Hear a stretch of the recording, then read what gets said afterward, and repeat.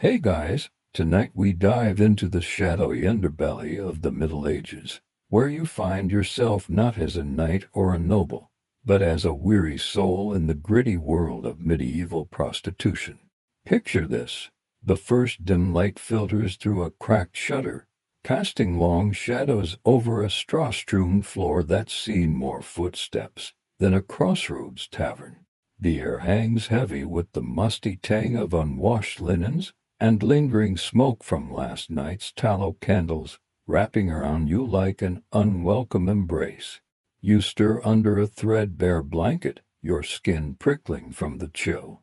And as the sounds of the waking city creep in distant cartwheels rumbling over cobblestones, a rooster's half-hearted crow, you realize this is your reality, day after day.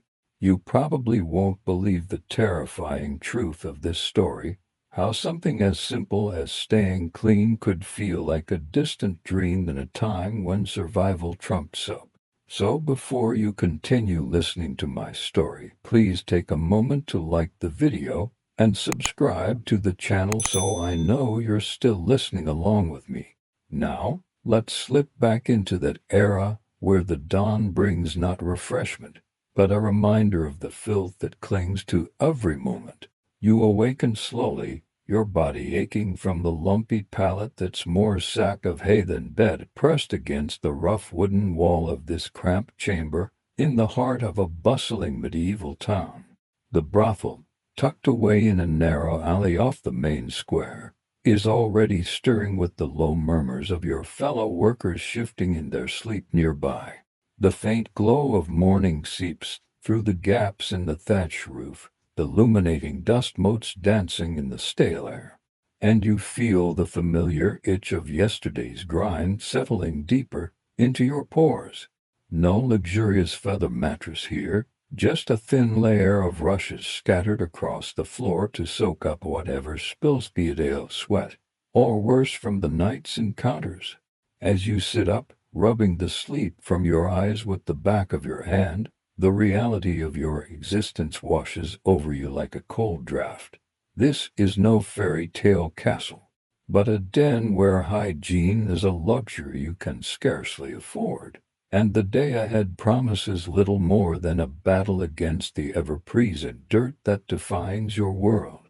You swing your legs over the edge of the pallet, your bare feet meeting the cool, damp earth beneath the rush stamp because, let's face it, leaks from the roof or spills from chamber pots aren't exactly mopped up with enthusiasm in a place like this. The room is shared with a handful of others, their forms huddled under similar blankets, and the collective scent is a potent mix. The sharp bite of unwashed bodies mingled with the faint herbal whiff from whatever pouches of dried lavender someone might have tucked away in a vain attempt to mask it all. You glance around at the sparse furnishings: a rickety stool, a basin half filled with murky water from yesterday, and hooks on the wall holding garments that haven't seen a proper wash in weeks. It's not that you don't crave cleanliness, it's that in this era, where water is hauled from polluted wells or rivers teeming with the town's waste, a full bath is as rare as a kind word from a stingy client. Historians note that while nobles might indulge in occasional soaks in scented tubs, for folks like you on the fringes of society, it's all about makeshift measures to keep the worst at bay. Stretching your stiff limbs, you reach for that basin, the water inside sloshing sluggishly, its surface skinned with a film of dust and whatever residue lingered from the last use. You dip a ragged cloth into it, nothing fancy, just a scrap of linen that's been reused until it's frayed at the edge, and begin the morning ritual of wiping down your face and arms. The water is cold, biting against your skin, but it's better than nothing, right? Or so you tell yourself, though on days when the basin's empty or too foul, you might resort to a splash of vinegar from a shared flask, its tangy acidity cutting through the grime like a half-hearted apology. Oh, Vinegarth, medieval multitasker, used for everything from pickling to pretending you're fresh as a daisy. You chuckle softly to yourself, imagining how your modern counterparts might balk at this. They'd probably trade their smartphones for a hot shower faster than you can say Black Plague. But here, in the dim light of dawn, it's all part of the grind, a quick swipe under the arms and across the neck before the first patrons stir the streets outside. As the brothel comes to life around you, you hear the creak of floorboards overhead where the madam might be rousing her voice soon to call out orders for the day. You stand, shaking out your chemise, which clings a bit too closely thanks to the sweat from last night's exertions, and ponder the irony. In a world where the church preaches purity, your line of work thrusts you into the muck of human frailty, with hygiene taking a back seat to haste. Mainstream accounts from the time reveal that bathing wasn't entirely absent. Public bathhouses dotted many towns, offering steamy respite for a fee, but for prostitutes like you, those visits were sporadic at best, often tied to the very services that blurred the lines between cleansing and commerce. Those bathhouses, or stews as they're called in some places, were hubs where washing mingled with more intimate dealings, making a simple scrub feel like a risky indulgence. You move to the small window, pushing aside the shutter to let in a sliver of fresh air, though fresh is relative when the alley below reeks of night soil damp from upper windows and the distant clamor of market vendors setting up their stalls.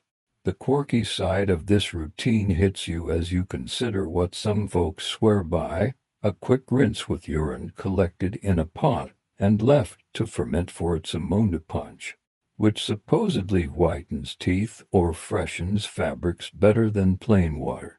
It's one of those fringe tricks whispered among the women here, born from necessity when soap made from animal fats and ashes too pricey or scarce.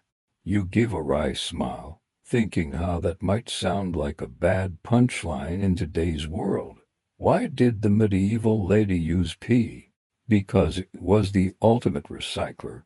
But in your reality, it's no joke, it's survival. A tidbit that makes you grateful for the vinegar alternative, even if it leaves you smelling faintly like a salad dressing gone wrong.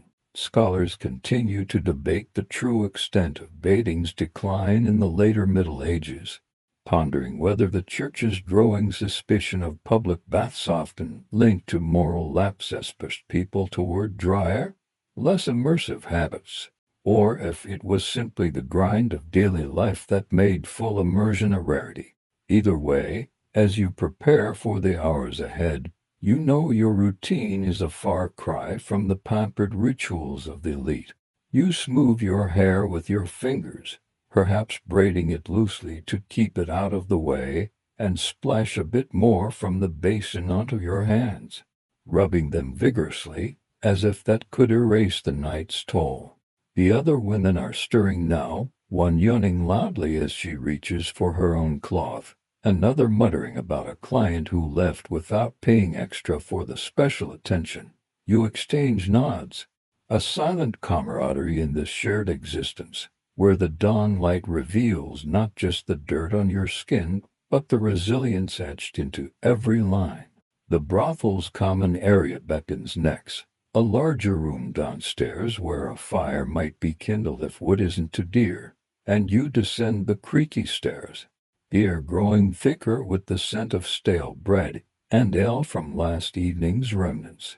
Here, the minimal hygiene extends to the space itself. A sweep of the broom pushes debris into corners rather than out the door, and any cleaning is a hasty wipe of tables with a damp rag. You grab a crust of bread from the communal loaf, chewing slowly as you contemplate the day clients trickling in from the market, each bringing their own layer of grime from the streets. Adding to the cycle, it's a grim dance, this routine where you freshen up just enough to entice, but never enough to forget the underlying stench that permeates everything. Another light-hearted thought crosses your mind. If only you could bottle that vinegar and market it as OD desperation, it'd be a hit among the desperate souls like you, chasing cleanliness in a world that seems designed to deny it. As the sun climbs higher, filtering golden rays through the grimy panes, you feel the weight of it all settling in minimal practices that keep you going. From that quick basin wipe to avoiding the worst of the alley's puddles when you step out later. It's not glamorous, this dawn ritual, but it's yours, a quiet defiance against the filth that threatens to overwhelm. You straighten your posture, readying yourself for whatever the day brings, knowing that in this dingy haven, hygiene is less a habit and more a fleeting hope, whispered in the early light before the chaos resumes. With that fleeting hope still lingering like a faint whisper in the morning air, you turn your attention to the task at hand, getting dressed for the day ahead. Though dressed feels like a generous term when your wardrobe consists of garments that have seen better days, or rather cleaner ones. You reach for the hook on the wall where your chemise hangs limply, its once white fabric now mottled gray from weeks of wear without a proper wash. The material feels stiff against your fingertips, crusted with the residue of sweat, spilled drinks, and the occasional smear from a client's grubby hands. You slip it over your head, the familiar weight settling on your shoulders like an old, unwelcome friend, and as it clings to your skin, you can't help but notice how the fibers seem to hold onto every odor, from the brothel's smoky hearth to the tangy remnants of last night's hurried wipe down.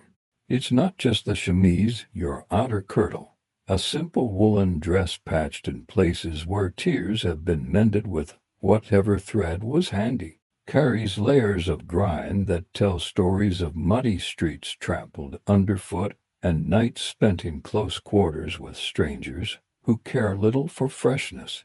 You adjust the laces at the front, pulling them just tight enough to hold everything in place without restricting your movements to muck. After all, flexibility is key in your line of work, isn't it? The fabric rests against your skin, a subtle irritation that's become as routine as breathing, and you smooth it down with your palms, feeling the embedded dirt shift under pressure. No undergarments to speak of here. In this era, clean shifts or loincloths are a rarity for someone like you, reserved perhaps for those with a bit more coin or less demanding schedules. Instead, you go without, or make do with a scrap of cloth that's been rinsed in that same murky basin water when time allows. It's a small mercy that the long skirts hide much, but up close, the absence is a stark reminder of how hygiene slips through the cracks in a world where survival means layering on whatever protection you can against the chill and the stares. You pause for a moment, glancing at your reflection in a small, tarnished mirror propped against the wall. It's foggy from the damp, but you can make out the faint stains on the hen. Souvenirs from splashing through puddles laced with who knows what from the alley outside. Tying a simple apron around your waist, you think about how these clothes aren't just worn, they're lived in, day after day, with laundry being an event rather than a habit. Washing requires water, which means hauling buckets from the well or the river, heating it over a fire if you're lucky, and finding lye soap that's often harsh enough to redden your skin but not always effective against the stubborn grime. For you and the others in the brothel, it's a chore squeezed in between clients, maybe once a month if the madam deems it necessary to keep appearances up for the more discerning patrons. Otherwise, you beat the dust out with a stick or hang them near the fire to smoke out the worst smells, hoping the heat kills off whatever's crawling in the seams. Ah, the seams, those hidden havens for lice and fleas that jump ship from one body to another in this close-knit community. You give a soft scratch at your side, a habitual gesture, and muse that if bugs could pay rent, you'd be rich by now. It's almost comical how they thrive in the folds of your unwashed layers, turning your outfit into a mobile ecosystem. As you finish dressing, slipping on a pair of worn leather shoes that squelch slightly from yesterday's rain. The weight of it all presses, and these filthy garments aren't just uncomfortable, they're a barrier, a second skin armored with grime that shields you from the world while trapping you in its stench. Mainstream historical records show that clothing in the Middle Ages was indeed worn for extended periods, with outer layers changed more frequently than inner ones.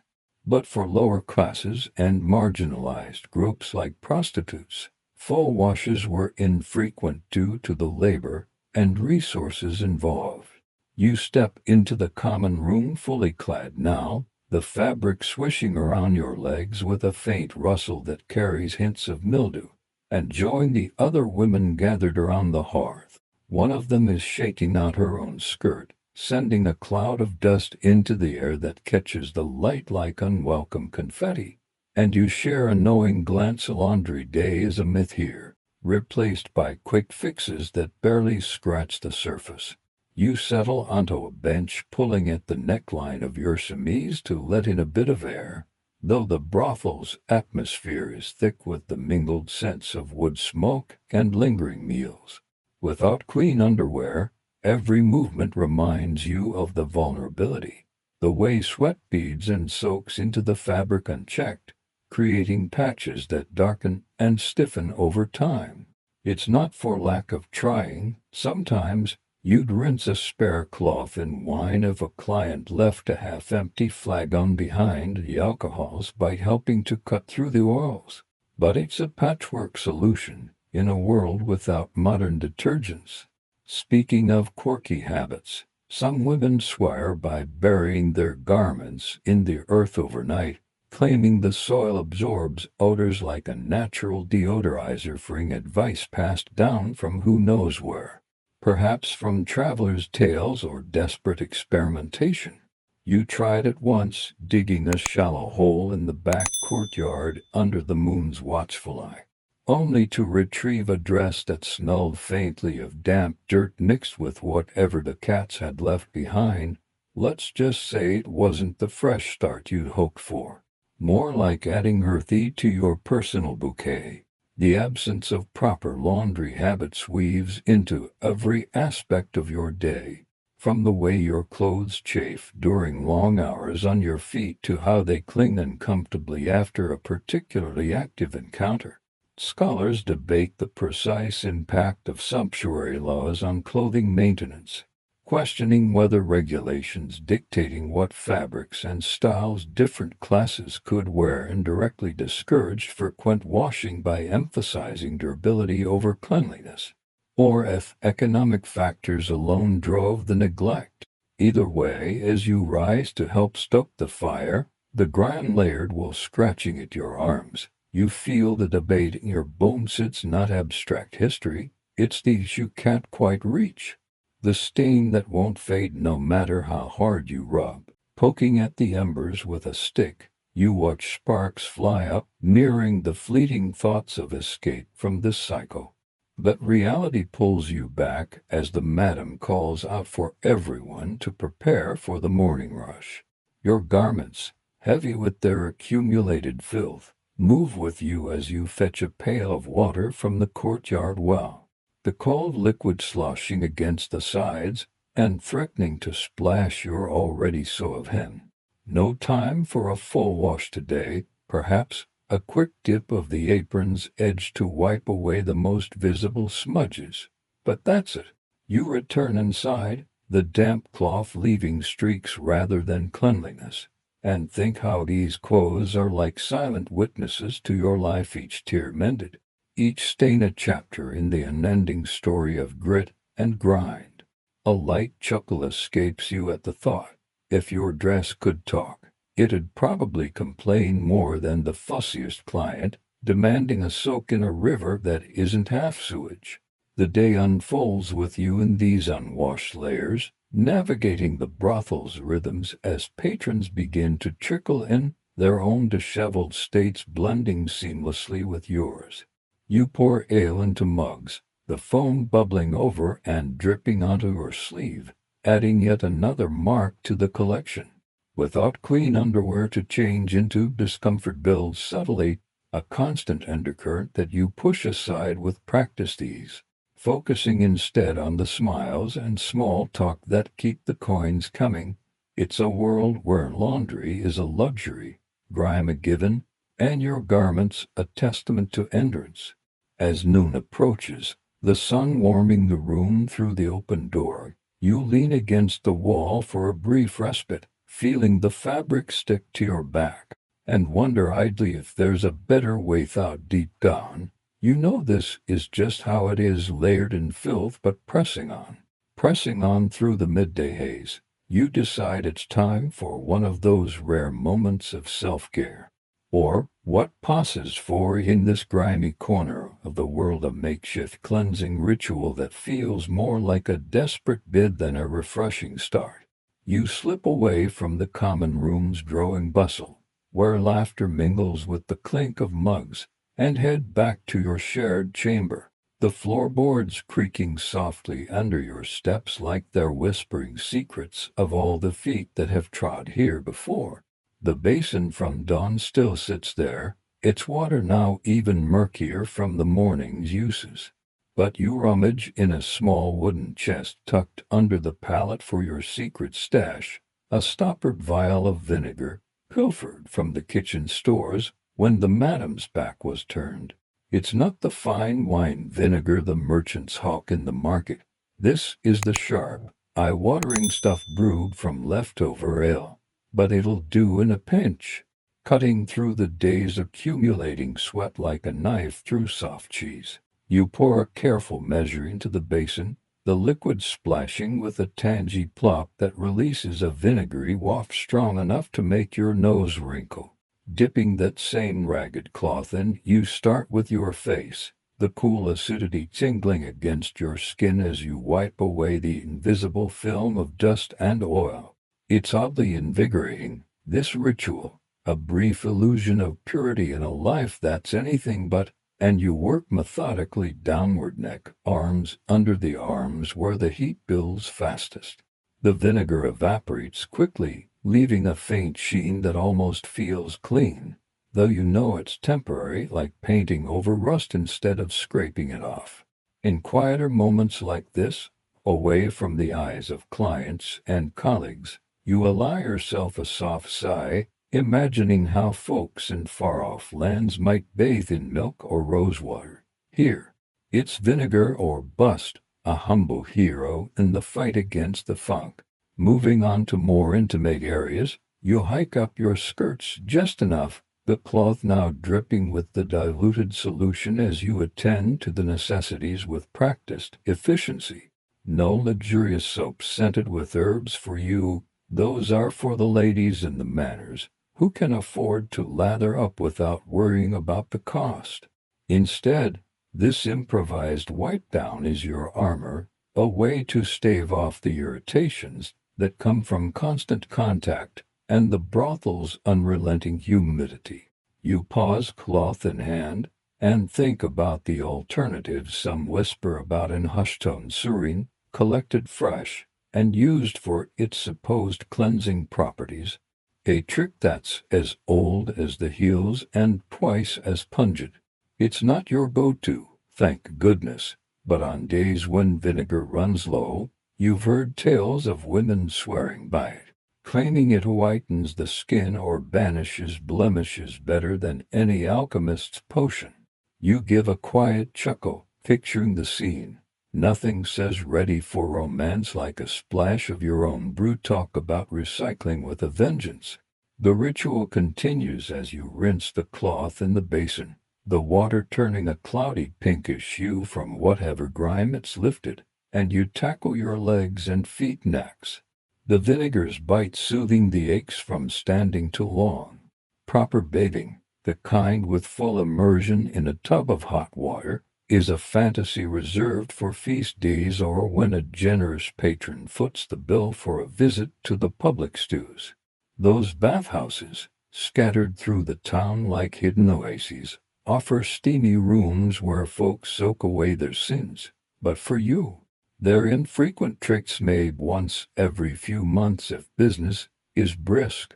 Mainstream chronicles from the era highlight how bathing fell out of favor after the early Middle Ages, with many associating it with pagan excesses or health risks, leading to a societal shift toward drier hygiene methods among the common folk. You wring out the cloth, hanging it over the basin's edge to dry, and feel a momentary lift, as if this simple act has washed away not just dirt but the morning's weariness. But let's be real, this isn't a spa day. The vinegar leaves a subtle sting in places, a reminder that these substances are harsh on delicate skin, and you fan yourself gently with your hand to speed the drying. Societal norms play their part too, don't they? The church frowns on excessive vanity, preaching that true cleanliness comes from the soul, not the body, which makes folks like you hesitant to indulge too often lest you draw unwanted scrutiny. You straighten your chemise, the fabric feeling marginally less sticky now, and catch a whiff of the acidic sharpness clinging to yubber than the alternative, you suppose, though it might raise an eyebrow from a client expecting floral notes. Ah, the quirks of the trade. Some even mix the vinegar with wine for a fancier twist, turning it into a makeshift perfume that masks odors with a boozy tan. A fringe habit borrowed from apothecaries who tout wine's antiseptic virtues. You tried that once, ending up smelling like a tavern spill. It was less alluring elixir and more accidental marinade, prompting a giggle even now at the memory of a patron asking if you'd been pickling yourself for winter. Scholars still ponder the chicken and egg dilemma of medieval hygiene norms, debating whether the rarity of bathing stemmed more from practical shortages of fuel and water in growing urban centers or from cultural taboos reinforced by medical theories, blaming hot baths for opening pores to disease.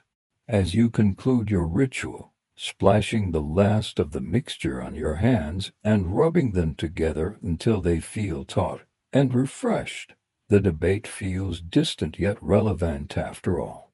You're living it, balancing necessity against what's deemed proper. You shake off the excess, the droplets pattering onto the rushes like tiny rain, and glance out the window at the alley below where a vendor pushes a cart laden with jugs, perhaps filled with the very vinegar you're relying on. It's a small world, interconnected by these everyday improvisations, and you feel a quiet resolve settling in as you prepare to rejoin the fray downstairs. The afternoon light slants through the shutters, warming the chamber slightly, and you take a deep breath, the vinegar's edge cutting through the musty air like a promise of perseverance. These rituals, pieced together from whatever's at hand, are your quiet rebellion against the grind that threatens to define you. You smooth your hair once more, tucking stray strands behind your ear, and head back to the common area where the sounds of conversation have picked up, laced with the clatter of plates. One of the other women notices your approach, sniffing the air with a raised eyebrow. Vinegar again, she teases softly, and you nod with a wry smile, sharing the unspoken understanding that this is as good as it gets. You pour yourself a cup of weak ale from the pitcher on the table, the liquid cool against your lips, and settle in to watch the door for the next wave of visitors. The cleansing might be makeshift, but it buoys you, a fleeting sense of control in a chaotic existence. As the hours tick by, the ritual's effects fade under the press of activity sweep building anew, the vinegar's protection waning like a candle in the wind. You engage with a client or two, the conversations light and laced with gentle sarcasm on your part, all while mindful of the societal veil that shrouds these habits in secrecy. It's not glamorous, this dance with improvised cleanliness, but it's yours, woven into the fabric of your days like the grime in your skirts. Another soft laugh bubbles up at the thought. If urine's the fringe favorite, maybe next time you'll try it and call it OD necessity, who knows? It could catch on as the latest trend among the desperate. For now, though, the vinegar suffices, a tart ally in the endless quest to feel human amid the norms that keep true freshness just out of reach. That tart ally, the vinegar, lingers on your skin as you slip away once more to a quiet corner of the brothel, this time not for a wipe down but for something far more pressing, the hurried preparation of protections that feel as precarious as walking a rain-slick beam. The afternoon sun dips lower, casting elongated shadows across the chamber floor, and you kneel by your pallet, pulling out a small clay jar hidden beneath a loose floorboard. Its contents a mishmash of gathered odds and ends that promise safety in a world where accidents can upend everything. The air here is still heavy with the day's accumulated warmth, a mix of wood smoke and faint herbal notes from the hearth downstairs. But as you uncork the jar, a sharper scent rises, the earthy tang of ash mingled with whatever scraps you've collected from the market's fringes. Your hands, still slightly sticky from the earlier cleansing, tremble just a bit as you sift through the dry gray powder, knowing this ritual is as essential as breathing, yet laced with risks that whisper warnings in the back of your mind. You scoop a handful of the ash fine and powdery remnants from the brothel's fire pit, sifted to remove the larger chunks, and tip it into a shallow wooden bowl borrowed from the kitchen. It's not just any ash. You've heard from the older women that wood ash, especially from certain trees, carries properties that might thicken bodily fluids or create a barrier against unwanted outcomes. With careful fingers, you drizzle in a splash of vinegar from your vial, the liquid hissing softly as it meets the dry matter, forming a paste that's gritty and acrid, like mud from a polluted stream. You stir it with a splinter of wood, the mixture turning a dull sludge gray, and the fumes make your eyes water slightly, a burning reminder of its potency. This isn't a gentle concoction. It's born from desperation, pieced together from whispers in dark alleys, and trial and error that too often ends in pain. As you work it into a malleable form small enough to shape into a crude pessary, you feel the texture against your skin raw, almost abrasive, far from the smooth comforts you dream of in quieter moments. Inserting such a thing requires privacy, which is a rare commodity here, so you glance over your shoulder to ensure no one's wandered in, the distant hum of voices from below providing a makeshift veil. The process is intimate, uncomfortable, the paste cool and clammy as you position it, hoping it holds through the evening's demands. But oh, the hazards lurk like shadows in the corners. This barrier, meant to protect, can irritate delicate tissues, inviting soreness or worse infections that bloom like unwelcome weeds, turning minor aches into feverish ordeals. You straighten your skirts afterward, a faint cramp already teasing at your insides, and wipe your hands on a scrap of cloth, the residue leaving gray streaks that you brush away absently. It's a gamble every time, this preparation, where the line between safeguard and self-harm blurs in the dim light. Venturing further into these desperate measures, you recall the times when ash alone isn't enough, and you've turned to even riskier additions, like a pinch of animal waste scavenged from the stables nearby, dried and ground fine, its pungent earthiness overpowering even the vinegar's bite. The thought makes you wrinkle your nose now, the memory of that foul blend rising unbidden, a stench that's part barnyard, part decay, clinging to your fingers long after the mixing. They say it alters the body's balance, making it inhospitable to seed, but the truth is, it's as much folklore as fact. passed down from women who've learned the hard way that nature offers no easy outs. You mix it sparingly, kneading it into the paste with gritted teeth, the texture turning lumpy and uneven, like dough gone wrong. Inserting this version feels even more invasive. The foreign matter a constant awareness throughout the day, shifting with every step and threatening to crumble at the worst moments. And the infections, they come swiftly sometimes, a burning itch that spreads, forcing you to seek out herbal poultices from the market healer who charges dearly for silence and salves. These mixtures aren't concocted in isolation. They're part of a broader scramble for control in a life where choices are few. You might soak a scrap of cloth in oil if you can snag it from a trader's spill, or whatever grease is at hand and stuff it deep. The slick material creating a physical block that's supposed to stay put but often slips, leading to frantic adjustments mid-conversation. The oil leaves a greasy residue on your thighs, shiny in the candlelight later, and combined with the ash or waste, it forms a barrier that's equal parts hope and hazard. Sensory overload defines it. The slick slide of oil, the gritty scrape of ash, the overwhelming funk of waste that no amount of vinegar can fully mask. You pause in your preparations, bowl in hand, and let out a soft, sarcastic huff. Modern folks with their tidy pills would probably faint at this DIY disaster, calling it extreme crafting gone horribly wrong. But here, it's survival. A paste smeared on with fingers that know too much of the world's roughness. Mainstream historical insights reveal that medieval women, including those in your profession, often relied on acidic substances like vinegar in their contraceptive efforts, believing it could immobilize or kill sperm, a practice rooted in ancient traditions that carried over into the era's limited medical understanding. You finish shaping another batch for later, wrapping it in a leaf to keep it from drying out too quickly and tuck it away. The process leaving your hands stained and your mind heavy with the what-ifs.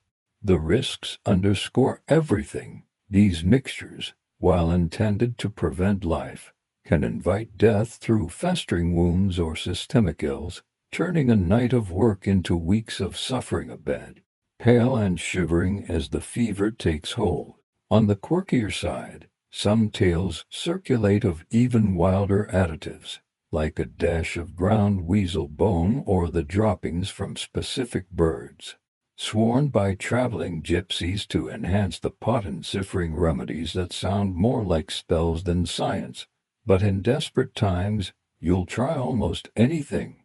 You once experimented with a bit of pigeon waste, its chalky white flecks mixing into the paste like unwanted snow, only to spend the next day regretting it with a discomfort that had you walking funny. It's almost laughable now, thinking of it as adding a little flight to your fight, though the punchline lands flat amid the ache. Scholars continue to debate the prevalence of such animal-based contraceptives in medieval Europe, weighing whether they were widespread folk practices borrowed from classical texts or exaggerated myths amplified by later chroniclers, wary of women's autonomy. As evening creeps in, the brothel filling with the sounds of arriving patrons, their boots thudding on the threshold, voices rising in jovial banter. You rise from your spot. The preparations complete, but the unease lingering like a bad aftertaste. These dangerous mixtures are your silent guardians, underscored by the ever-present threat of infection, a burning or swelling that starts small but can escalate, leaving scars both seen and unseen. You descend the stairs, the faint scent of your concoctions trailing you, masked poorly by the room's ambient smells, and join the fray with a practiced smile. Another light thought flits by. If only you could patent this paste as medieval magic, muttered, it'd sell out faster than indulgences at a papal fair, though the side effects might deter repeat customers. For now, It's what you have, a desperate shield in the dance of risk and necessity, carrying you through the night with fingers crossed against the perils that lurk within. The hours blur as you navigate the evening, the mixtures doing their dubious work, but always with that underlying tension, the knowledge that protection comes at a price, one paid in discomfort and danger. You pour drinks, exchange glances, all while mindful of the hidden safeguards, their gritty presence a constant companion. It's a world of desperate measures, where ash and waste become unlikely allies, and the risks of infection hover like ghosts, ready to claim their due. Yet you persist, blending into the brothel's rhythm, the preparations fading into the background until the next ritual calls. Blending into that rhythm, you find yourself drawn to a hushed conversation in the corner of the common room, where one of the older women shares a secretive glance and pulls something from her pouch, a thin, translucent sheath made from what looks like dried gut, its surface slightly oily from whatever treatment keeps it supple. The evening crowd has thinned for a moment, giving you this brief window to learn about these rare protective barriers that crop up now and then, whispered about like forbidden treasures amid the brothel's flickering candlelight. You lean in closer, the air thick with the scent of spilled ale and smoldering peat from the hearth, as she unrolls it carefully between her fingers, demonstrating how it might stretch over a client's most intimate part. It's not common, this contraption. Most nights pass without a thought to such things, relying instead on your risky pastes and prayers. But when a traveler from distant lands brings one along, or the madam procures a few from shady merchants, it's a novelty that sparks curiosity and caution in equal measure. The material feels slick under your tentative touch, like a second skin harvested from some unfortunate animal, and you wonder at its origin. Intestines cleaned, scraped, and sewn into a tube that's meant to contain without breaking the mood. You handle it gingerly, noting the faint animal musk that clings to it despite the washing and herbal infusions. A reminder that this isn't some refined invention but a crude adaptation from butcher's scraps. Tying it at the base with a bit of ribbon or string, as she explains, keeps it in place during the act, theoretically catching what might otherwise lead to complications down the line. But why so seldom used? The reasons pile up like the discarded rushes on the floor. For starters, they're pricey, traded from Italian cities or crafted by skilled hands that demand coin you rarely have to spare. You tuck it away after the demonstration, feeling its lightweight coil in your palm, and think how it might change a nightless worry, perhaps, but added awkwardness in the dim light. Fumbling with something unfamiliar while a client grows impatient. The sensory shift is immediate when employed, a barrier that's smooth yet slightly numbing, muting sensations for both parties, which often leads to grumbles about diminished pleasure, turning what should be a safeguard into a point of contention. As the conversation wraps, you step back into the flow of the evening, a new patron entering with the chill of night air on his cloak, and you ponder the reluctance that surrounds these sheaves. They're not unknown tales from ancient texts, filtered down even to places like this, but in practice, they're as elusive as a honest tax collector. Men balk at the idea, claiming it robs them of the full experience, their egos bruised by the implication of needing such a thing. While you and the others weigh the hassle against the haphazard protections you're used to. Washing them afterward is another rinsing in vinegar water, drying by the fire without scorching the delicate membrane, storing them in oiled pouches to prevent cracking. You imagine trying it on a busy night, the sheath slipping or tearing midway, leading to a mess that's more trouble than it's worth. It's almost comical. Picturing the scene like a farce in a traveling troupe's play, where the hero's armor fails at the crucial moment, Cue the laughter from the gods above. These early condoms, fashioned from sheep or pig intestines, appear sporadically in your world, but their adoption is spotty at best, often reserved for the elite or those paranoid about disease rather than conception. Mainstream records from the period indicate that such devices were indeed used in parts of Europe by the later Middle Ages, primarily to prevent the spread of syphilis after its outbreak, though their contraceptive role was secondary and less emphasized. You experiment with one later that night, after a client who has heard of them from his journeys insists, the process unfolding in the privacy of an upstairs alcove lit by a single taper. The gut stretches taut, a pale glimmer in the low light, and as it's applied the air fills with a subtle crinkle, like parchment being smoothed. Sensations dull slightly, a veil between skin, and afterward, disposing of it discreetly adds another layer to the routine, tossing it into the fire pit outside, watching it curl and smoke away, its purpose served but fleeting. Yet, the why not more often lingers like the after-scent of burned hide. Availability plays a huge role. Not every town has artisans skilled in preparing them without perforations that render them useless, and importing from afar means inflated costs that eat into your meager earnings. Then there's the stigma whispers of it being unnatural, interfering with God's will or the natural order, echoed in sermons that reach even the brothel's ears via pious clients.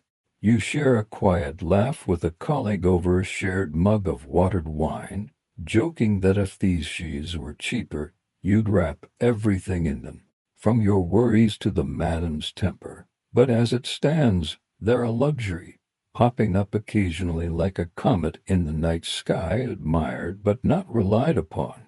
The quirky fringe to all this comes from stories of alternatives tried in desperation. Fish bladders or linen scraps soaked in herbs, even tortoise shells carved thin in exotic tales from merchants, each claiming superior protection but often failing spectacularly, leaving behind tales of mishaps that circulate as cautionary humor.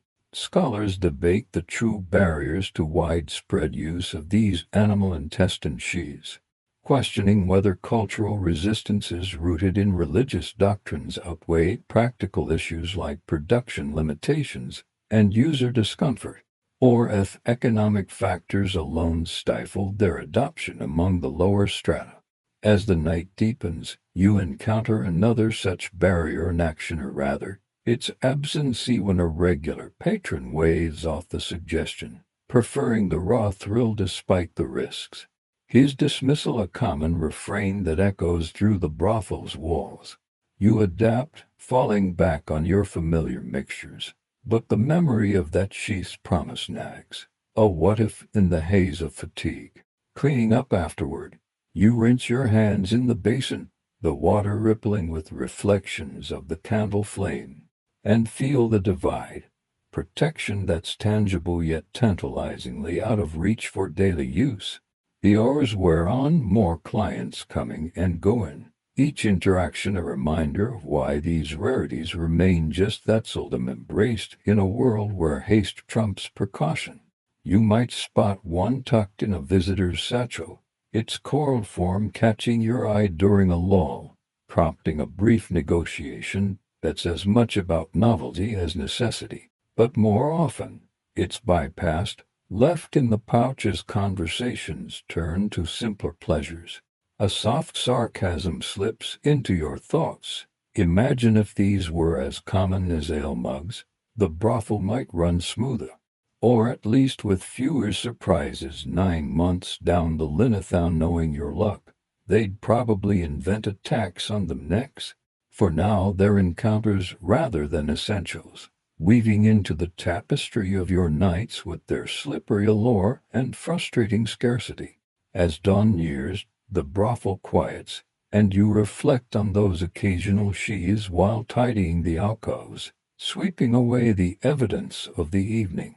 Their existence teases a safer path, Yet the reasons for their rarity pile up: discomfort, cost, cultural pushback, all conspiring to keep them on the fringes. You store away the knowledge, perhaps for a future night when one appears again, a barrier that's both literal and symbolic in this unforgiving existence. The sensory echoes fade its slick feel, the faint crinkle, but the expiration lingers, a thread in the ongoing struggle for control amid the chaos. Amid that ongoing struggle, with the faint echoes of those rare barriers still whispering in your mind like half-remembered dreams, you step out into the narrow alley behind the brothel, the wooden door creaking shut behind you as the late afternoon sun slants low, painting the cobblestones in shades of amber and mud. The air hits you immediately, a thick wall of scents that clings to your newly adjusted skirt, shrouding produce from the nearby market, the sharp tang of fish guts dumped carelessly, and underneath it all, the sluggish murmur of the polluted river just a stone's throw away, its waters churning with the refuse of the town. You navigate this squalid path carefully, your shoes squelching in puddles that shimmer with an oily sheen. Leftovers from last night's rain mixed with whatever the neighbors have tossed out their windows. The brothel's location isn't accidental. Tucked here near the bustling market square and the lazy bend of the river, it's convenient for wandering merchants and laborers seeking quick distractions. But that convenience comes wrapped in layers of filth that seep into every breath you take. You pick your way toward the market's edge, where stalls crowd the street like gossiping old crones, their awnings sagging under the weight of haphazard goods, wilted vegetables, slabs of meat buzzing with flies, and barrels of ale that leak slowly into the dirt. The constant exposure to this mess is unrelenting. As you pause to barter for a loaf of bread with a vendor whose hands are as grimy as the coins he handles, you feel the dust kicked up by passing carts settle on your skin, mingling with the sweat from the day's warmth. The river nearby gurgles ominously, its banks lined with makeshift docks where boats unload their cargo, spilling crates that sometimes burst open, adding to the debris that floats downstream like forgotten promises. Waste from the town flows straight into it, no fancy sewers here, just open ditches that empty their fall contents with a lazy plop, turning the water into a murky soup that's home to more rats than fish. You lean against a post for a moment, watching a group of children splash at the edge, oblivious to the dangers lurking in the depths.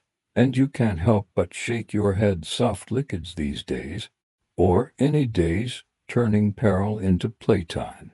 The immersion in this filth is total, sensory overload in the worst way. The squelch underfoot, the buzz of insects drawn to the decay, the ever-present stench that coats your throat like a bad aftertaste. You trudge closer to the river bank, drawn by the need to fetch a bucket of water for the brothel's evening needs. How fetch feels optimistic when the liquid you dip in is thick with silt, and who knows what from upstream tanneries dumping their dyes and scraps. The bucket fills with a reluctant gurgle, heavy and sloshing as you haul it back, droplets splashing your hem and adding fresh stains to the collection from earlier. It's a cycle, this constant dance with dirt, where the brothel's proximity to these polluted hubs means you're never far from the source markets teeming with unwashed crowds. Rivers serving as the town's unwitting trash bin, all conspiring to blanket everything in a layer of grime that defies your makeshift rituals. Ah, the irony! A place meant for intimate escapes, yet surrounded by a world that couldn't be less inviting, like hosting a feast in a pigsty and hoping no one notices the aroma. As you re-enter the brothel, bucket in hand, the madam nods approvingly, though her eyes linger on the muddy tracks you leave behind, tracks that blend seamlessly with the existing mess on the floor. You pour the water into a large cistern in the corner, watching it mix with the remnants from previous hauls. and feel the weight of exposure pressing in. Every trip outside is a reminder that the squalor doesn't stop at the door, it follows you in on your soles, in the air you breathe, in the food you eat from those filthy stalls. Mainstream accounts of medieval urban life describe how brothels were often relegated to the outskirts or near waterways for easy regulation and disposal. But this placement amplified health hazards, with polluted rivers acting as breeding grounds for cholera and other waterborne ills that swept through communities like silent thieves. You wiped your hands on your apron, the fabric absorbing the dampness without much protest, and joined the other women in preparing for the evening rush. The sounds of the market filtering through the open window, shockers' cries, the lowing of livestock, the splash of waste hitting the street from an upper story. The constant barrage wears on you subtly, a slow erosion like the river carving its banks. You notice it in the persistent cough that some of the women develop, or the rashes that bloom on skin too often brushed by contaminated air. Quirky whispers among the group tell of fringe remedies to combat it all, like hanging bundles of garlic from the rafters to ward off the river spirits believed to carry sickness. Garlic not just for flavor, but as a talisman against the invisible foes lurking in the mist rising off the water at dusk. You tried it once, stringing bulbs together and dangling them near your palate, only to wake with eyes watering from the pungent fumes. It was less mystical protection and more accidental tear gas, leaving you chuckling through the sting as if the spirits themselves were playing a prank. Scholars debate the role of urban planning in exacerbating these hygienic woes, pondering whether medieval authorities intentionally cited brothels in such foul zones to isolate vice, or if economic pressures simply funneled the marginalized into the cheapest, most contaminated lands available. Navigating back outside later for a breath of what passes for fresh air, you skirt the market's heart, where butchers hack at carcasses with bloodied aprons, the runoff trickling toward the river in rivulets that gleam red in the fading light. The exposure is immersive, wrapping around you like a damp cloak. Chatter of vendors haggling, the squawk of caged birds destined for supper, the undercurrent of decay from overripe fruits smashed under wheels. You dodge a cart laden with night soil, its driver whistling tunelessly as he heads for the fields beyond, and feel a twinge of envy for those distant pastures, far from this urban mire. Back inside, the brothel absorbs it all, the walls seeming to sweat with the humidity carried in from the river, fostering mold in the corners that you scrape away with a knife when it gets too bold.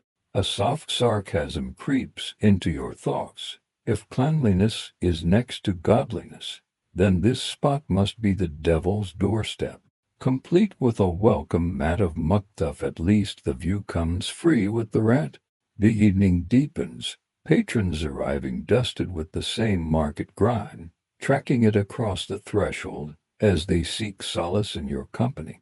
You serve them ale drawn from barrels that taste faintly of the river's edge, the flavors mingling in ways that make you wince inwardly.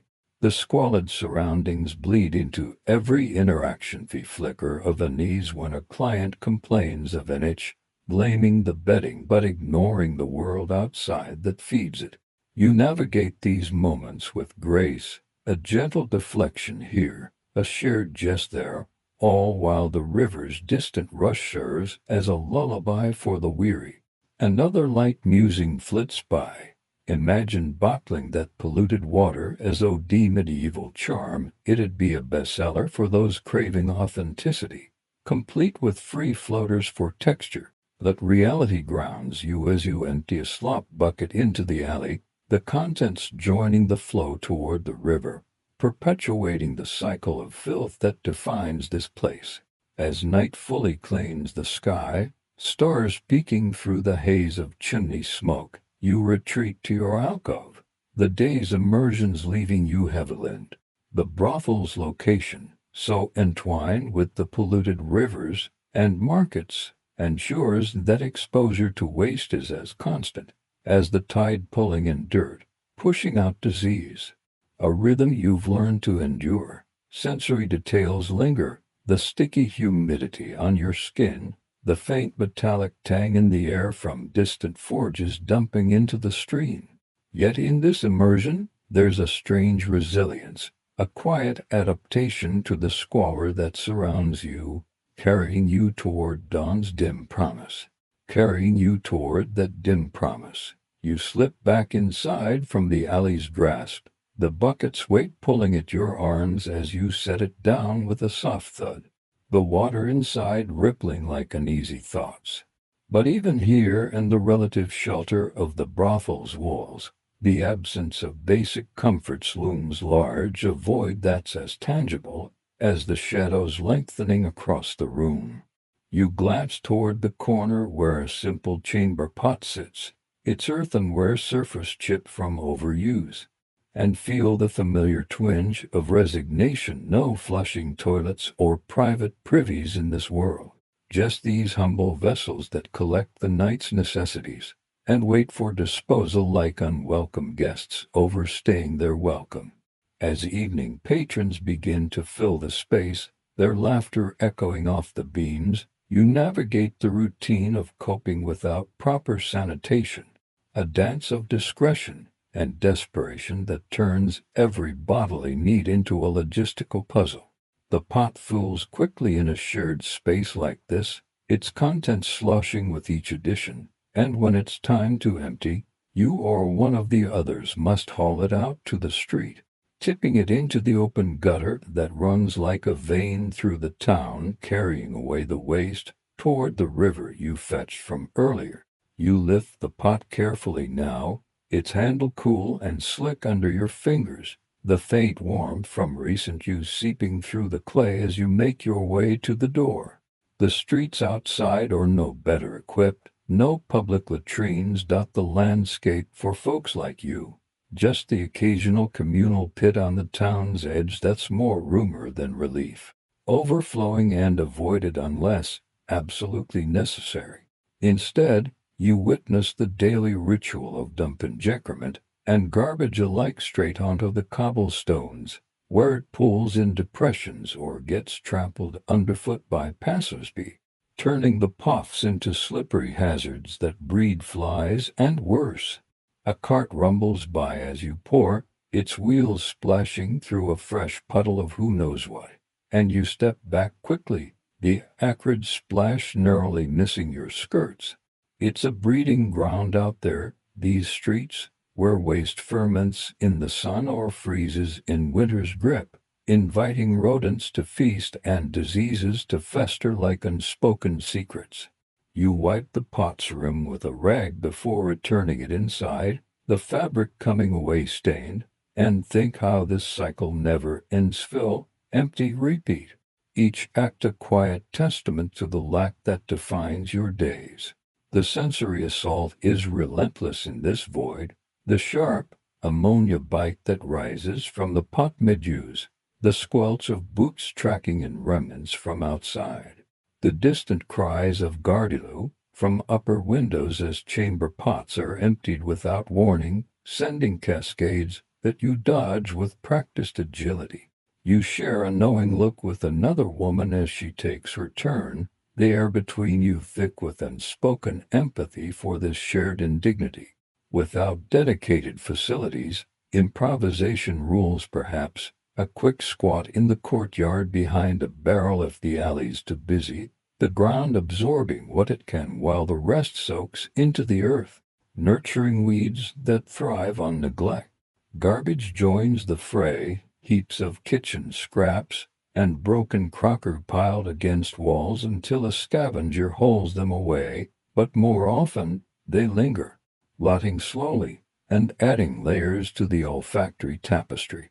You toss a wilted cabbage leaf onto one such pile, watching it land with a soft plop, and muse gently that if streets were gardens, this fertilizer would grow monsters instead of marigolds. Talk about a twisted take on going green.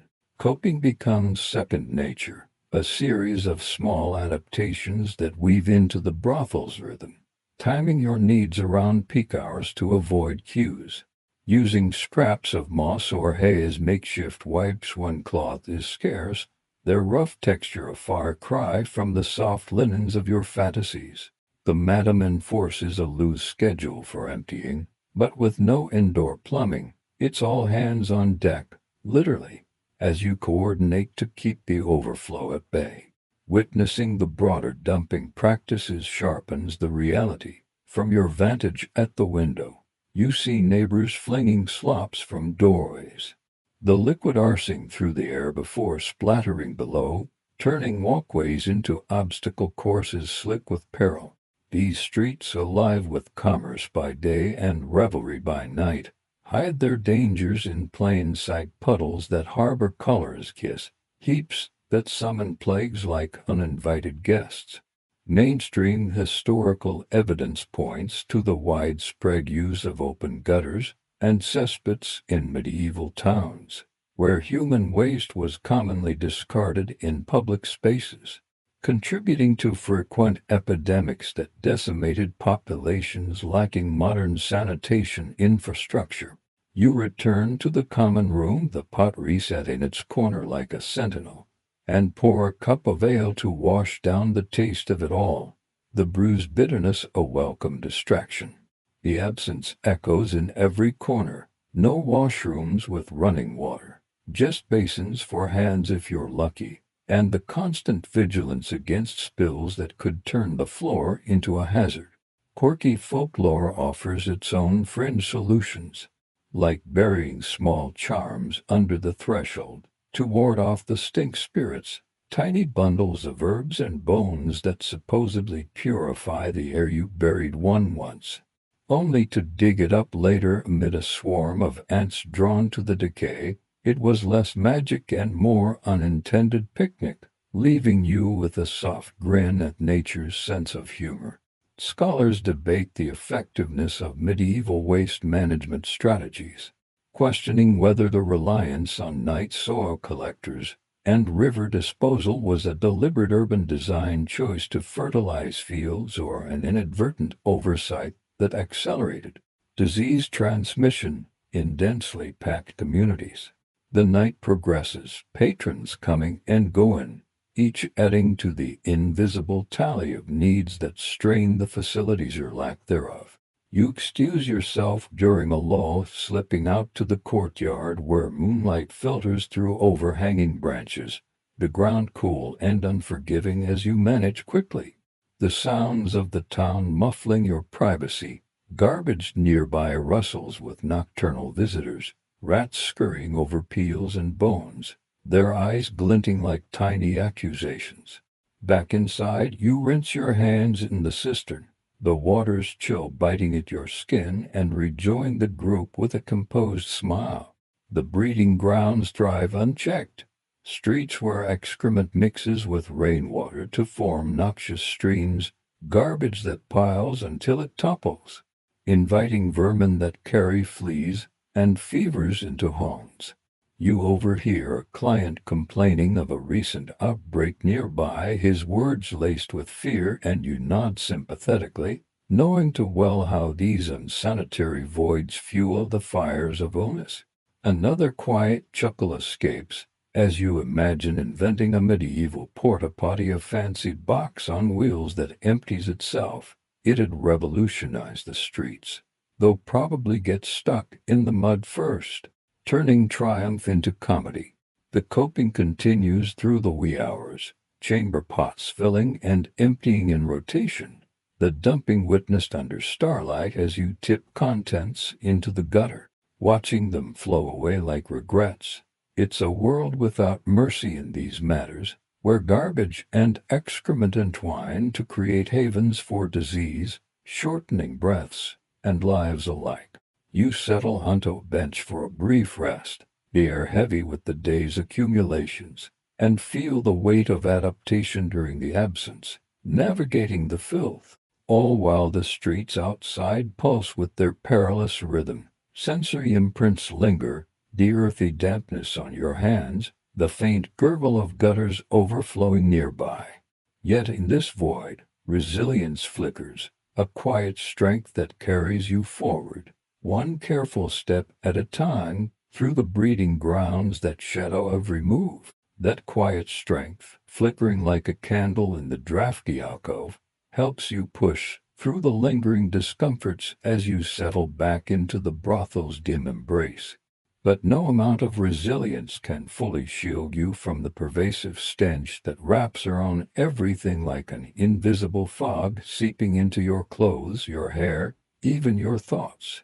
You take a deep breather, try to anyway, and it's there immediately, that overwhelming cocktail of odors assaulting your senses.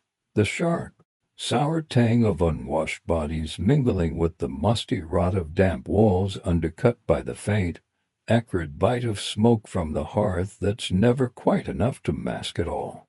The air hangs heavy in the common room, where patrons linger over their mugs, each one adding their own layer to the symphonial whiff of sweat-soaked wool from a labor fresh off the fields. The yeasty funk of spilled ale fermenting on the floorboards, and always, the underlying earthiness from the chamber pots tucked discreetly in corners, their contents waiting to be dealt with. You move through it like wading through water, every step stirring up the invisible currents that make your nose wrinkle involuntarily. A daily sensory assault that's as routine as the sunrise, but far less welcoming. You pause by the hearth, stirring the embers with a poker to coax a bit more warmth into the space, and the smoke billows out in response, carrying with it the charred scent of whatever scraps were burned last, perhaps a bit of rancid fat or old rushes that have absorbed too much of the room's essence. It's not just the bodies, the surroundings conspire too, the thatch roof harboring nests of birds whose droppings add a pungent ammonia note when rain leaks through, turning the ceiling into a dripping canvas of decay. You lean against the wall for a moment, feeling the cool plaster against your back, but even that carries a faint mildew whisper, like the building itself is exhaling its age-old grievances. The odors don't discriminate. They envelop everyone equally, from the madam barking orders in her gravelly voice to the youngest girl wiping down tables with a rag that's seen better days. You catch a whiff of yourself in the mix, that lingering vinegar tang from your morning ritual now soured by the day's exertions, blending into the chorus like an off-key singer in a tavern ballad. It's overwhelming, this constant barrage, making simple tasks feel like battles where the enemy is everywhere and nowhere, invisible yet insistent. As night deepens, the stench intensifies, with the crowd bodies pressed closer in the confined space, their heat amplifying every aroma until the room feels like a living, breathing entity of its own. You serve a round of drinks, the ale's froth bubbling over and dripping onto the table, adding a sticky sweetness that quickly turns cloying as it mixes with the sweat beading on foreheads. A patron laughs heartily, his breath carrying the garlicky remnants of supper, and you smile through it, your own senses reeling from the proximity. The unwashed bodies are the stars of this odorous show, skin slick with days of grime, hair matted and oily, clothes harboring the ghosts of meals past and labors endured.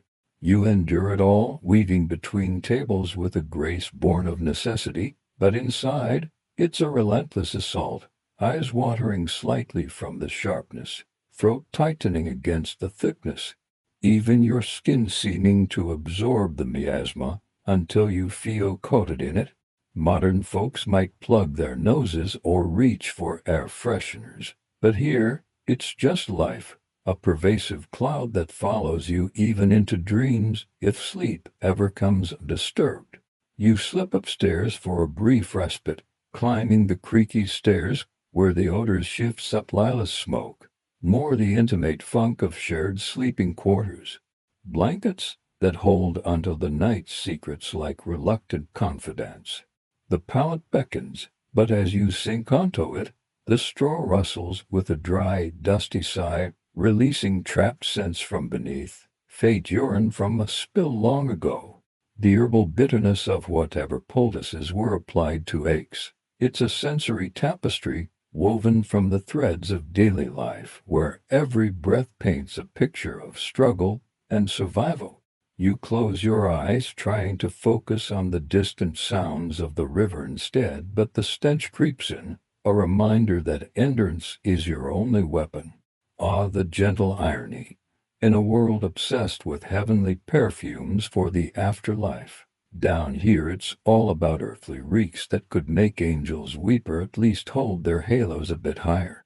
But you adapt, breathing shallowly, letting the overwhelm become background noise, like the constant hum of market chatter outside.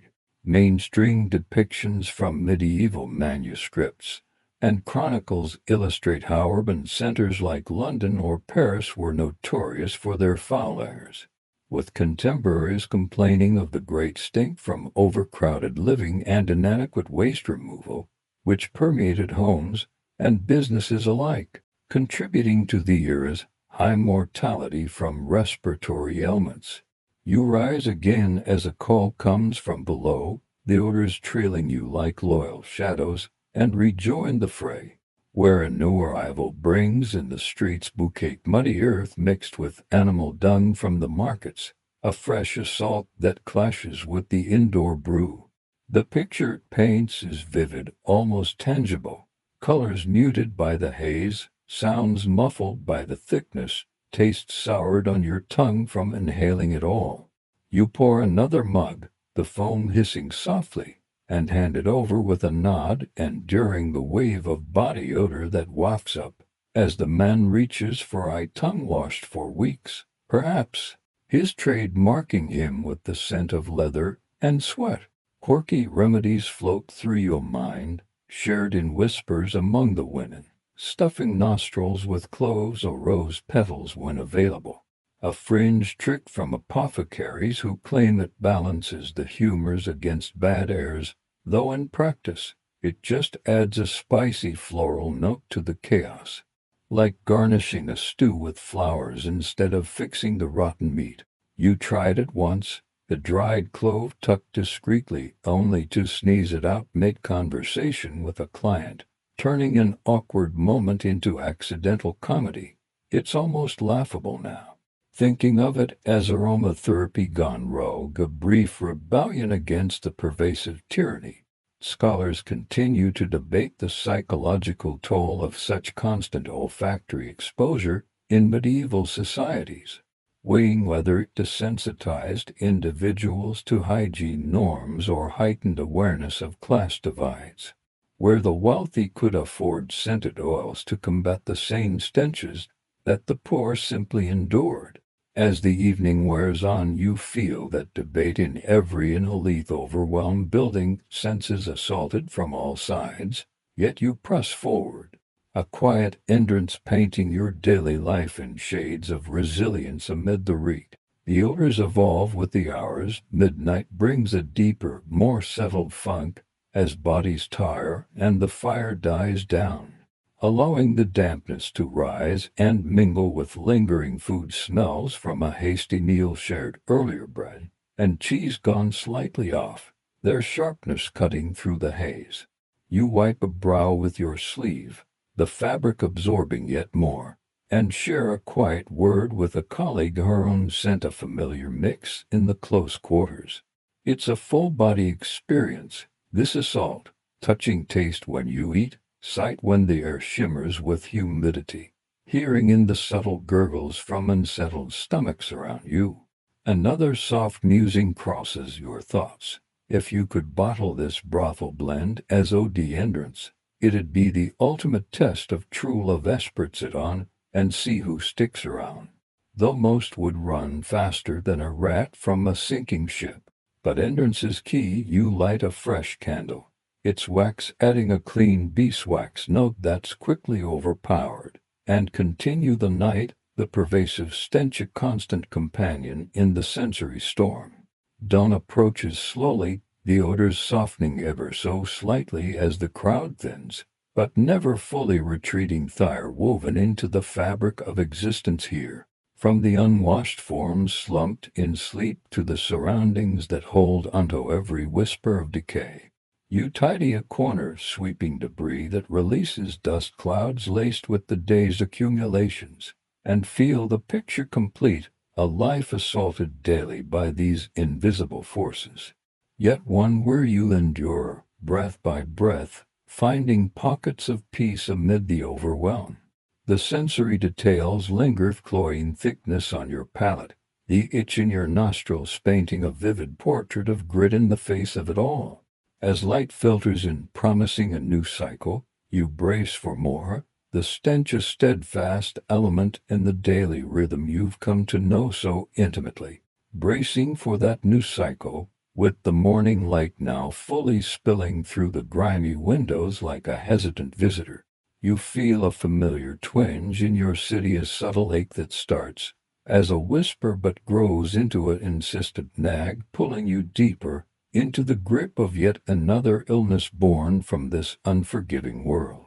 You rub at the spot absent-mindedly, your fingers pressing against the fabric of your chemise, still carrying faint traces of yesterday's vinegar wipe. But it's no match for the infections that seem to lurk in every corner, waiting to pounce like opportunistic thieves in the night. The brothel stirs around you, the other women coughing softly or shifting with discomfort on their pallets, a chorus of ailments that echoes the rampant sickness plaguing your tight-knit community. You sit up slowly, the room spinning just a touch from the fever that's been building overnight, your skin hot and clammy despite the chill in the air. And you know this isn't just fatigue, it's the unhygienic haze claiming another victim, turning your body into a battlefield where grime and germs wage their silent war. You swing your legs over the edge of the pallet, the rushes crunching underfoot with a dry rasp that sends a shiver up your spine, and head to the basin for a splash of water murky as ever, drawn from that polluted river that feeds the cycle of woe. The infections come in waves here, sparked by those hazardous mixtures you stuff inside for protection, or the scrapes from rough encounters that fester without proper care, blooming into sores that throb with every movement. You dab at a reddened patch on your arm, the skin inflamed and tender, likely from brushing against a client's unwashed tunic last night, and feel the heat radiating from it like a tiny forge. The cycle is vicious. One woman falls ill, her cough spreading through the shared air thick with that pervasive stench, and soon others follow, weakened by the constant exposure to filth that saps your strength before the bugs even strike. Sensory details assault you, and you've metallic taste of blood in your mouth from a persistent sore, the itch that crawls across your scalp like invisible insects marching, the dull throb in your joints that makes each step a negotiation rather than a given. As you descend to the common room, leaning on the banister for support, the madam eyes you warily, her own face etched with lines from past bouts, and mutters something about brewing their herbal tea to chase the demons away. But teas only go so far in this environment, where diseases rampage unchecked, fueled by the squalid surroundings and the absence of anything resembling real medicine. You settle onto a bench, sipping the bitter concoction she hands you, a bark, and whatever scraps of mint are left, its steam rising in curls that carry a faint, earthy relief, but the fever persists, a low hum in your veins that blurs the edges of the world. Falling ill like this isn't rare, it's the norm, a cycle that plods on with grim predictability, where one infection barely fades before another takes its place, siphoning days from your already precarious existence. You watch a colleague across the room, her cheeks flushed and eyes glassy, nearing your own state, and share a weak nod solidarity in suffering, a quiet acknowledgement that this unhygienic hell binds you all in its feverish embrace. The plagues your community, turning the brothel into a makeshift infirmary where pallets become sickbeds, and the air grows even heavier with the moans of the afflicted. You recall the last outbreak, when half the women were down with fluxes that left them weak and trembling, their bodies expelling what little sustenance they had in violent purges, the chamber pots overflowing faster than anyone could empty them into those breeding streets. Now, as your own symptoms mount a cough that rattles deep in your chest, phlegm tasting of rust, and regret, you feel the weight of it pressing down. The cycle spinning endlessly, exposure to clients who carry their own contagions from the markets or rivers, the lack of clean water to wash away the invaders, the shared spaces that turn one sniffle into a symphony of sneezes. It's a sensory immersion in misery, sticky sweat beating on your forehead, the sour bile rising in your throat, the faint shiver that dances across your limbs like unwelcome fingertips. Modern medicine would swoop in with antibiotics and isolation, but here, it's all poultices and prayers, a gamble where the house always wins. You force yourself to stand, swaying slightly as you help clear the remnants of breakfast, the breadcrumbs scattering like tiny omens on the table, but the effort drains you, sending you back to the bench with a soft thud.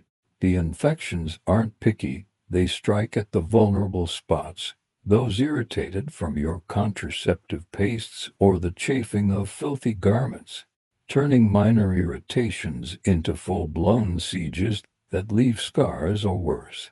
The community suffers collectively, clients dwindling when word spreads of the cursed house, leaving you all to scrape by on meager rations that only weaken you further against the next wave. Mainstream historical sources document how venereal diseases like syphilis ravaged Europe in the late Middle Ages, spreading rapidly among prostitutes and their patrons due to poor hygiene and limited treatments, often leading to chronic suffering and social stigma that isolated the afflicted even more. You cough again, covering your mouth with your sleeve, the fabric muffling the sound but absorbing the dampness, and think how this cycle traps you, a oil of sickness that grinds on without mercy. Quirky tales circulate among the women for warding off these ills, like wearing a necklace of dried frog bones under your chemise. A fringe charm peddled by wandering healers who claim it draws out the bad humors through some ancient magic you strung one together once from scraps found in the market, only to have it snap during a feverish night, the bones scattering like dice in a losing game. It was less cure and more chaotic accessory, prompting a wry smile even through the haze. Scholars still debate the primary drivers behind the high infection rates in medieval sex work, considering whether overcrowding in urban brothels amplified transmission more than individual hygiene lapses, or if dietary deficiencies played a larger role in suppressing immune responses among the lower classes. As the day drags, your illness deepening with the shadows, you lie back on your pallet upstairs, the room's dim light filtering through like a reluctant bong, and feel the debate irrelevant in the face of your throbbing head and churning gut. The cycle plagues on, hours blending into a fever dream blur where sensory spikes punctuate the dull ache, the bitter aftertaste of the tea lingering on your tongue, the rough texture of the blanket chafing your sensitized skin, the distant sounds of the brothel muffled, as if underwater. You drift in and out, visions of cleaner times teasing your mint, perhaps a bath in clear spring water, far from the polluted rivers, but reality pulls you back with another racking cough. A light thought flits through the fog. If diseases were clients, they'd be the worst, kindling into long, paying nothing, and leaving you worse off, at least with the real ones. There's coin at the end, though scant comfort now. The community rallies faintly, a woman bringing you broth that's thin but warm, her own eyes shadowed by worry, knowing she's next in line for this relentless plague. As evening falls, the fever crests, sweat soaking your garments anew, amplifying the cycle's grip.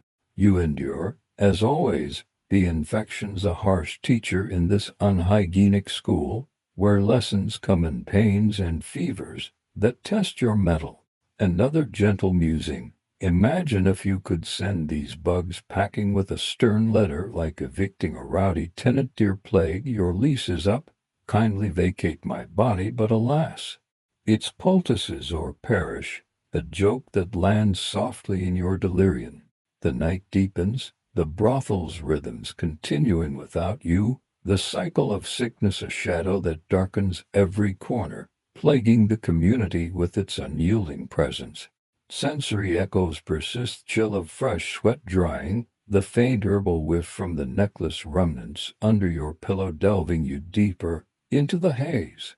Yet somehow, you cling to the thread of recovery, knowing dawn might bring easing, or at least the strength to face another turn of the wheel in this plagued existence. Yet somehow, clinging to that thread of recovery amid the fever's haze, you find yourself drifting into uneasy reflections as the dawn's light strengthens, casting pale fingers across the chamber and illuminating the stark echoes of death that linger nearby like uninvited guests at a fading feast. You prop yourself up on your elbow, the pallet creaking softly under your weight, and gaze out the small window at the alley below, where the morning mist rises from the cobblestones, carrying with it the faint, ghostly whispers of lives cut short in this relentless world of stench and peril. The brothel feels quieter now, the other women stirring with subdued murmurs, but the air holds a heaviness that's more than just the lingering odor. Sits the weight of mortality, pressing down on your chest like a cold hand, reminding you that in this existence, every cough, every ache, could be the harbinger of an end that's all too common among souls like yours.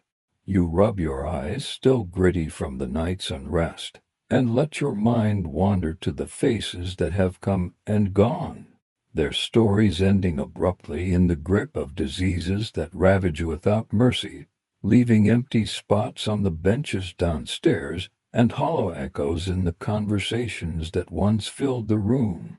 You rise slowly, your body protesting with a symphony of twinges, and make your way to the common area, where the fire's embers glow faintly, casting flickering shadows that dance like spectral figures on the walls. The harsh reality settles in as you pour a cup of wheat broth, its steam curling lazily upward. Shortened lives around you aren't abstract tales, they're the empty hooks where garments once hung, the pallets left bare after a final, fevered night. You sip carefully, the liquid warm against your lips, but doing little to chase the chill of remembrance. Just last month, a woman you shared laughs with succumbed to an infection that started as a simple sore but bloomed into something unstoppable, her breaths growing shallower until they ceased altogether in the dim hours before dawn. The peril is woven into every thread of this life, stench that clogs your nostrils, serving as a constant eulogy for those who've fallen. The polluted air, a silent reaper that claims its due with indifferent precision. Sensory details flood you, the faint metallic tang on your tongue from the broth, the cool draft slipping under the door like a thief, the distant toll of a church bell marking yet another burial in the overcrowded graveyard nearby. Reflecting deeper, you lean against the table, its surface sticky from yesterday's spills, and think of how death's proximity colors everything. Way clients eye you warily now, fearing the contagion that might lurk in your touch, or how the madam mutters prayers under her breath when sweeping away the traces of the departed. It's a shortened existence, this one, where years are stolen by the unhygienic grind, leaving you to ponder the what-ifs in quiet moments like these. What if cleanliness were a given, not a gamble? But reality bites back sharp as the ache in your side, with the knowledge that peril stalks every corner, from the hazardous mixtures that promise protection but deliver poison, to the streets where waste breeds killers invisible to the eye. You straighten up, brushing a strand of hair from your face, and feel the echo resonateth mortality surrounding you, a mirror to your own fragility, a harsh conclusion that in this world of filth, life burns bright but brief, snuffed out amid the very elements that sustain the trade. The brothel's rhythm resumes around you, a colleague shuffling past with a bucket, her steps heavy with the same weary awareness. And you exchange a glance that speaks volumes. We've seen too many go, yet here we stand for now. The stench amplifies the peril, wrapping the space in a shroud that's as much emotional as olfactory, turning simple acts like breathing into acts of defiance against the inevitable. You move to the window again, peering out at the waking town market stirring with vendors whose calls pierce the mist. The river flowing sluggishly with its burden of waste, and spot a procession in the distance, the simple cart bearing a shrouded form toward the churchyard. A common sight that tugs at the threads of your resolve. Shortened lives amid this chaos aren't rare. They're the rule, with death's echoes bouncing off the walls like forgotten laughter, concluding each story with an abrupt finality that leaves you pondering your own chapter's end. Mainstream historical records reveal that life expectancy in medieval Europe hovered around 30 to 40 years for the lower classes, drastically reduced by recurrent plagues and poor sanitation that hit marginalized groups like prostitutes hardest, often having their potential lifespan through constant exposure to infectious environments. You turn away from the view, the light now brighter but no less forgiving, and help stoke the fire, the sparks popping like tiny farewells, as wood catches flame. The quirky fringe to these reflections comes from old wives' tales whispered in the dark, wearing a ring made from a hanged man's rope around your neck to ward off untimely death, a macabre charm that's more superstition than Safeguard. You fashioned one once from a scrap of twine only to lose it in a client's pocket. It was less talisman and more misplaced memento, leaving you with a soft chuckle at fate's twisted sense of humor. Scholars continue to debate the precise contribution of occupational hazards versus broader societal neglect in curtailing the lives of medieval sex workers, questioning whether brothel-specific perils like client-transmitted diseases outweighed the universal unhygienic conditions that afflicted all urban poor. As the morning unfolds, you feel that debate in the air you breathe, heavy with the echoes of those lost, the harsh reality a constant companion that shortens horizons and sharpens the present. You engage with the first patron of the day, his presence a reminder of the cycle's continuation. But your mind lingers on the pearl stench that signals decay, the infections that claim kin, the mortality that hovers like a cloud, concluding with the unyielding truth that in this world endurance is fleeting, lives truncated amid the very filth that sustains and destroys. Another light thought crosses your mind as you pour his ale.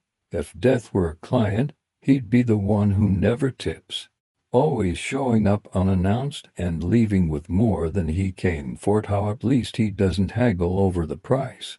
The day presses on, reflections fading into routine, but the echoes persist. A cough from upstairs, a vacant stool by the hearth, the distant bell tolling again. You navigate it all with a quiet resolve, the shortened lives a backdrop to your own peril and stench intertwining like lovers in the dim light. Sensory imprints deepen warmth of the mug in your hands contrasting the inner chill, the faint herbal whiff from a sachet someone hung to mask the inevitable. It's a harsh world, this one, where mortality's proximity sharpens every moment, concluding narratives with abrupt silences amid the ongoing din. As noon approaches, the brothel fills with the usual hum, but your reflections linger, a gentle undercurrent to the tasks at hand, wiping tables, exchanging words, all while the echoes of death whisper nearby, reminding you of the fragility threaded through it all. You pause for a breath, the air still thick, and feel the conclusion settle, lives shortened, perils unending, yet in the midst, a stubborn spark that flickers on. Another eye musing, perhaps the reaper's just jealous of your resilience, swinging his scythe but missing the mark time, and again talk about a bad aim in the game of fates. The afternoon blurs, sensory details blending, clink of coins, the rustle of skirts, the ever-present stench, but the mortality's echo remains, a poignant note in the symphony of survival, wrapping your existence in its harsh, unyielding reality. And as the day winds down into evening's gentle embrace, you find yourself easing back onto that familiar pallet. The rushes whispering softly beneath you like old friends sharing secrets in the twilight hush. The brothel quiets now, the clamor of patrons fading into a distant murmur, replaced by the slow, rhythmic breathing of those around you, each exhale a quiet testament to another cycle endured. Let the harsh echoes of the day dissolve, melting away like mist under a warming sun, leaving behind only the soft glow of resilience that has carried you through.